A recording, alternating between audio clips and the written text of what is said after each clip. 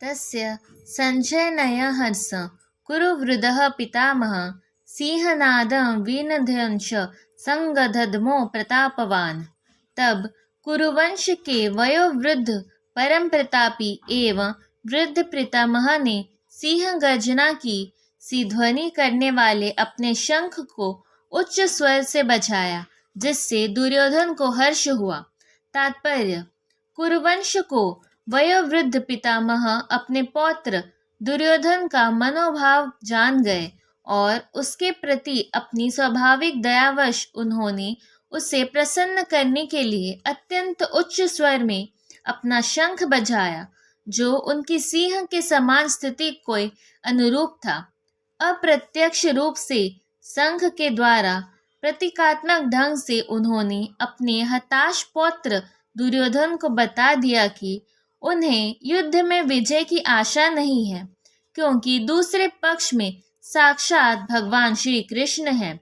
फिर भी युद्ध की मार्गदर्शन करना उनका कर्तव्य था और इस संबंध में वे कोई कसर नहीं रखेंगे। ततः षडांगश्व भैर्यश्व पणवान खगोमुखः सहसेवाभ्य हन्यन्तः स शब्दस्तुमूलो भवत्। तत्पश्चात शंख, नगाड़े, बिगुल, तुरही तथा सिंह सहसा एक साथ बज उठे। वह समवेत स्वर अत्यंत कोलाहलपूर्ण था। ततः श्वेते हर्ययुक्ते महति स्यन्दने शीतो माधवः पांडवशेव देव्यो षडंगो प्रदधमतु।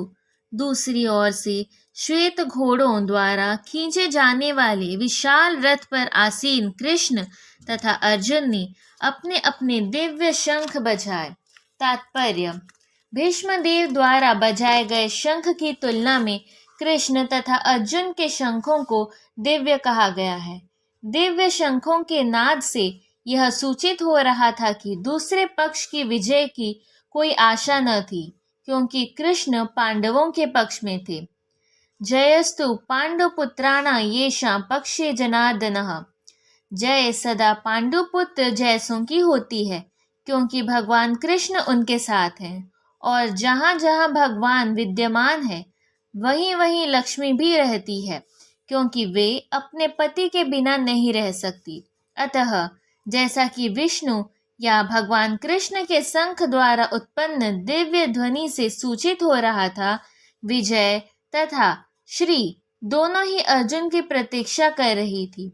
इसके अतिरिक्त जिस रथ में दोनों मित्र आसीन थे वह अर्जुन को अग्नि देवता द्वारा प्रदत्त था, और इससे सूचित हो रहा था कि तीनों लोकों में जहाँ कहीं भी यह जाएगा वहाँ विजय निश्चित है। पांचजनय हर्षिकेशो देवदत्ता धनंजय पौंडर धनदोम महाशंख भीमकर्मो वृकुदर। भगवान कृष्ण ने अपना 5 जनय शंख बजाया।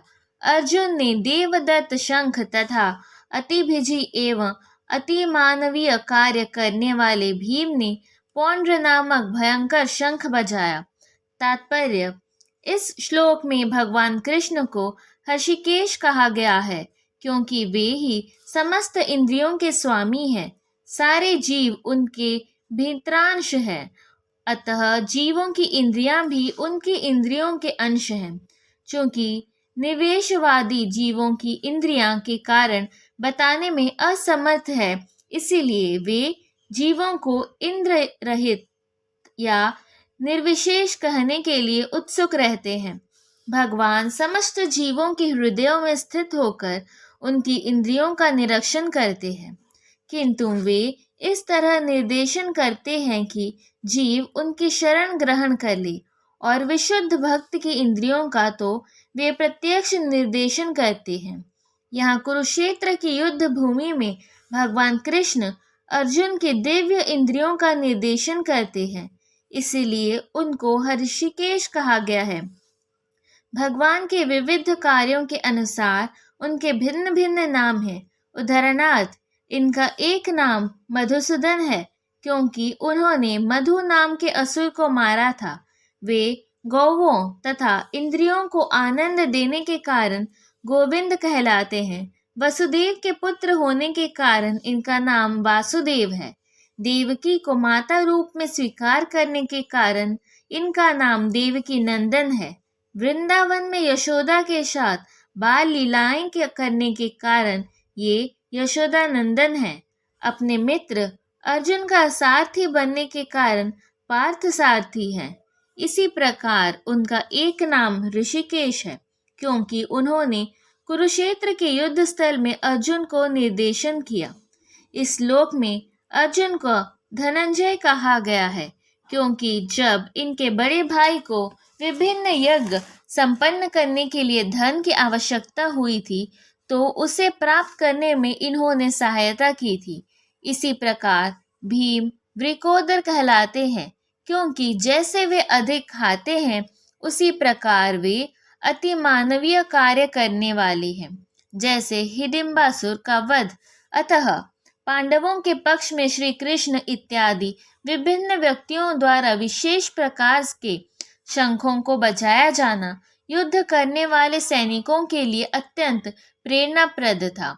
विपक्ष में ऐसा कुछ न था, जो तो परम निर्देशक भगवान कृष्ण थे, न ही भाग्य की देवी श्री थी।